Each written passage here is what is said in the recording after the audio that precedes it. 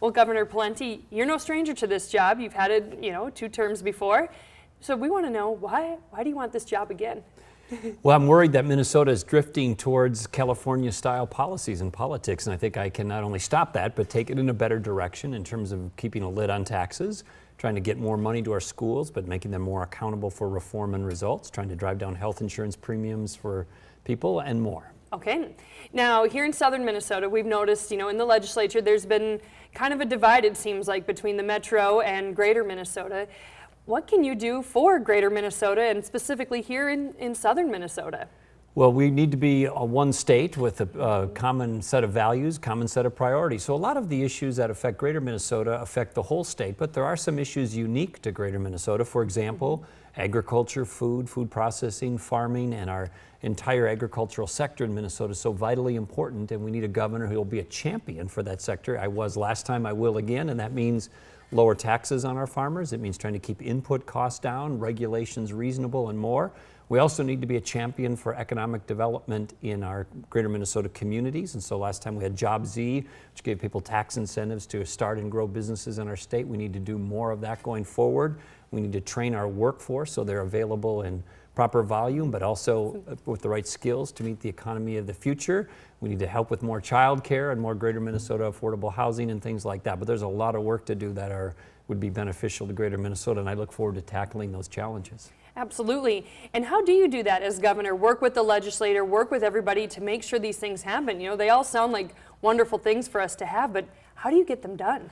Well, you have to be the kind of leader who's willing to take some hits, and even sometimes from your own party, to get things done. And I'm at the point of my career with no further political ambitions. I'm not going back for the title. I already have it. I'm not going back to sit in the office. I already did that. I'm going back for one reason, and that's to get things done, like the things we just talked about. And talk about that, fighting against your own party. You have a challenge. You're not the endorsed candidate from the party. What kind of challenges does that present for you as you're on the campaign trail? Well, we feel good about the primary. That's the legal way you get on the ballot, and that's the way you represent your party, finally, in terms of the general election. So I'm confident about that. We respect the party process, but I got in the campaign late. We didn't think it would be realistic to compete at the convention. And then beyond that, the primary allows more people to vote. Instead of 1,000 people voting or a couple thousand people voting, it allows a few 100,000 to vote. So we think that is more grassroots participation and more reflective of the party and the state more broadly. Okay. Now, Minnesotans have a big choice to make, not only for the primary, but then for the general election. Why should people here in southern Minnesota vote for you versus anybody else? Well, if you look at my vision and the vision of the Democrats or the liberals, we just have honest differences. They want more taxes. I don't. They want to crank up spending beyond the rate of growth of people's paychecks. I don't. I support keeping a lid on spending. They want to have the government take over the healthcare delivery system. I want to have patients and doctors be in charge of that system. They want to look the other way on illegal immigration. I want to crack down on illegal immigration.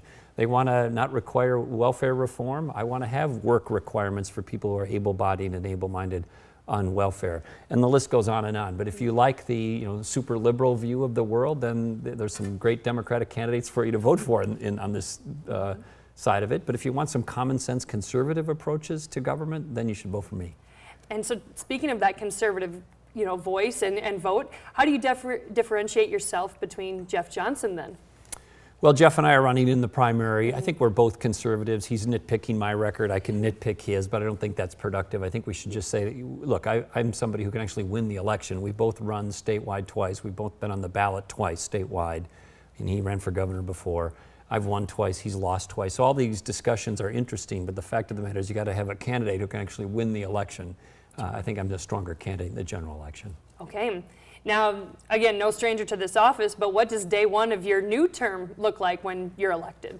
Well, there are three things I really want to focus on early on in my next governorship, and are these. First of all, tax relief for modest and middle income Minnesotans. For an example, let's get rid of taxation on Social Security benefits. Believe it or not, Minnesota is one of the few states in the country that taxes Social Security benefits. It's ridiculous. If you work your whole life and you get to the end of your work life and you want to enjoy your retirement, the state shouldn't come in and take through taxation part of your Social Security benefits. So let's have tax relief targeted to modest and middle income Minnesotans. Let's drive down health insurance premiums. It's breaking the bank for too many families, too many businesses, too many individuals. We've got to slow down health insurance premiums.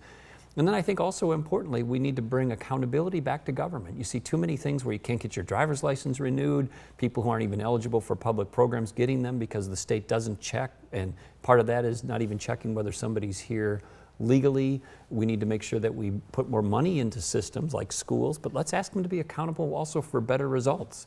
And so accountability in government is a big theme for me as well. Absolutely. Now, you're looking to run on the Republican Party, no stranger to that. Are you looking to tie in with President Trump, use him as an asset, or kind of differentiate yourself from him? Well, I like many of President Trump's policies. I don't always like his behavior and some of his language. And I think that's where most Republicans, really most, or at least many Minnesotans are. So, if you look at his policies of keeping a lid on taxes or tax relief, supporting the military, cracking down on illegal immigration, not having the government take over the whole healthcare system, and more, I like those things. Sometimes I think his language and behavior isn't what we would approve of in Minnesota. Sure, and yeah, obviously a different, governorship versus a presidency, but it's just kind of interesting to see that because usually you take the, top office. Yeah, I support many of his policies. I'm worried about, for example, the tariffs, the boomerang on farmers in Minnesota. We should be tough on China, not tough on farmers. Go. All right, so the viewers of Southern Minnesota have a tough choice to make on not only Tuesday, but in the general election. Take us through what you're going to do between now and August 14th to make sure that Southern Minnesota does select you. Well, we're working our tail off to campaign and get this message out, and thank you for having me on the show today. But really, it's trying to just share with people what are my priorities for the future of the state of Minnesota and contrast that with whoever the Democrat is going to be. It'll be easier once it boils down to one Democrat after their primary. They got 3 of them running now. Yeah. So basically, we'll be, whether it's in parades, forums, meeting people in coffee shops, we're going to be working hard to make sure people know what we're trying to convey and what we'd like to get done for them. All right. I don't have any other questions for you. Is there anything else, though, that you'd like to add? Well, we've got a wonderful state. It's a great quality of life, and I think the danger for Minnesota, though, is we're at the point where we're, in terms of regulation and taxes, really starting to price ourselves out of the market in terms of business growth, business startups. We have a low unemployment rate, but a lot of those jobs are part-time. A lot of those jobs are people who are in lower paying jobs, and so we need to reform our skill base in Minnesota to get more people to have more skills, for more people to get higher and better paying jobs. But that only works if the jobs are here. Yes. And we want to also make sure we don't send the message to our employers in Minnesota that we're pushing you out of the state. And some of that is happening. All right. Well, thank you so much. I appreciate you being here. You're welcome. Thanks for having me. Thank you.